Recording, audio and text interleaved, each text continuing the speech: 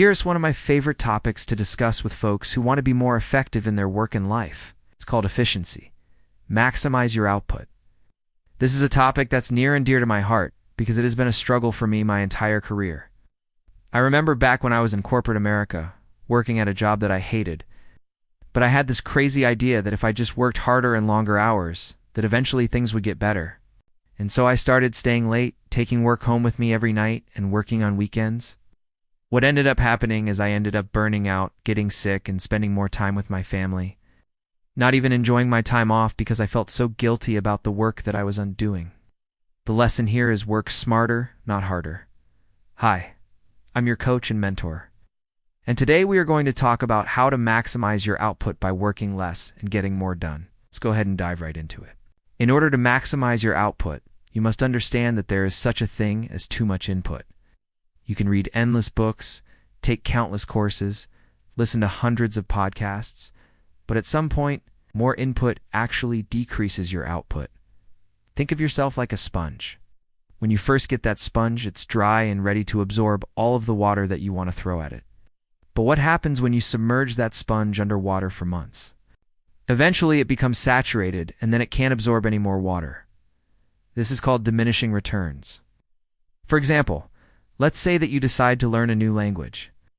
In the beginning, you study every day and make steady progress. You feel motivated and inspired, but then something happens. You reach a plateau, and no matter how hard you try, you can't seem to make any more progress. What's going on here? Well, it could be that you've reached a point of diminishing returns.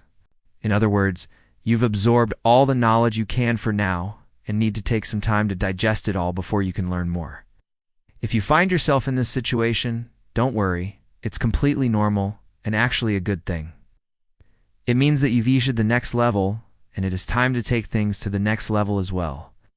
So how do you avoid reaching a point of diminishing returns? One way is to be more intentional with your learning. Instead of just taking in information, try to actively use it. For example, instead of just reading a book about Spanish, try using the language while you're reading. Or instead of just listening to a podcast about cooking, try following a recipe while you're listening.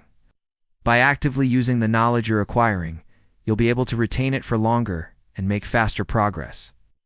Another way to avoid diminishing returns is to take breaks. It might seem counterintuitive, but taking breaks can actually help you learn more effectively. When you're feeling mentally exhausted, it's hard to focus and absorb new information. Taking a break allows your brain to rest and recharge so that you can come back refreshed and ready to learn.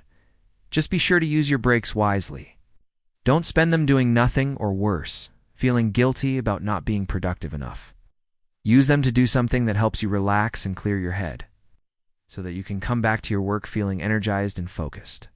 Diminishing returns is a natural phenomenon that happens when you have too much input. It can be avoided by being more intentional with your learning and taking breaks. Now that you know what diminishing returns is and how to avoid it, let's talk about how to maximize your output. There are 3 main things you need to do in order to maximize your output. 1. Focus on the most important tasks. 2. Automate repetitive tasks. 3. Outsource what you can't automate. Let's take a closer look at each one of these. First, focus on the most important tasks. Not all tasks are created equal. Some tasks are more important than others. For example, if you're a manager at a company, one of your most important tasks is probably to lead your team to success. A task like answering emails is probably not nearly as important. Unfortunately, many people spend the majority of their time on low-importance tasks. They get caught up in the day-to-day grind and forget to focus on the big picture. This is where the concept of Parkinson's law comes in. Parkinson's law states that work always expands to fill the time that we allocate to it. In other words, if we have a lot of time to complete a task, we'll often find ways to make it take up all of our available time. However, if we set a deadline for ourselves, we'll usually be able to complete the same task much faster. This is because our brains are naturally more efficient when we have a deadline looming over us. We're forced to focus on the most important tasks and disregard the less important ones. So if you want to maximize your output, make sure to focus on the most important tasks first. Set deadlines for yourself and stick to them. Parkinson's law may seem counterintuitive at first, but it can be a powerful tool for increasing productivity. Second, automate repetitive tasks. Repetitive tasks are those that you perform over and over again. Often they're boring, and they take up a lot of your time. Fortunately, many repetitive tasks can be automated. There are all sorts of tools and software programs that can do things for you that would normally take hours or even days to complete. For example, if you send a lot of emails, you can use an email marketing service to automate the process. If you do a lot of social media marketing, you can use a social media scheduling tool to plan and publish your posts in advance. By automating repetitive tasks, you free up your time to focus on more important tasks. Not only that, but automation can also help you avoid making mistakes. When you're performing a repetitive task manually, it's easy to make a slip. However, when you automate the task, there's no room for error. A simple way to automate repetitive tasks is by creating templates. For example, if you use Microsoft Word, you can create a template for reports or presentations. This way, you won't have to start from scratch every time you need to create one of these documents. Another great tool for automation is Zapier. Zapier allows you to connect different apps and automate workflows between them. For example, you can use Zapier to automatically save your Gmail attachments to Google Drive. There are literally thousands of different automations that you can create using Zapier. Third, outsource what you can't automate. Even after you've automated as many tasks as possible, there will still be tasks that you can't automate. These are tasks that require human touch. For example, if you need to hire someone for your team, you'll need to interview candidates and make a hiring decision.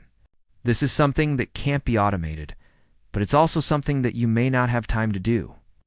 In cases like this, the best solution is to outsource the task to someone who specializes in doing it. For example, you could outsource your bookkeeping or accounting to a professional. Or if you're hiring for your team, you could work with a recruiting agency. By outsourcing tasks that you can't automate, you free up your time to focus on the most important aspects of your business. One common objection that people have to outsourcing is that it's too expensive. However, this isn't always the case. There are plenty of ways to outsource tasks without breaking the bank. For example, you can use freelance platforms to find affordable talent. You can also outsource tasks to friends or family members if possible. The bottom line is that outsourcing doesn't have to be expensive. It's just a way of getting things done more efficiently, so that you can focus on what really matters.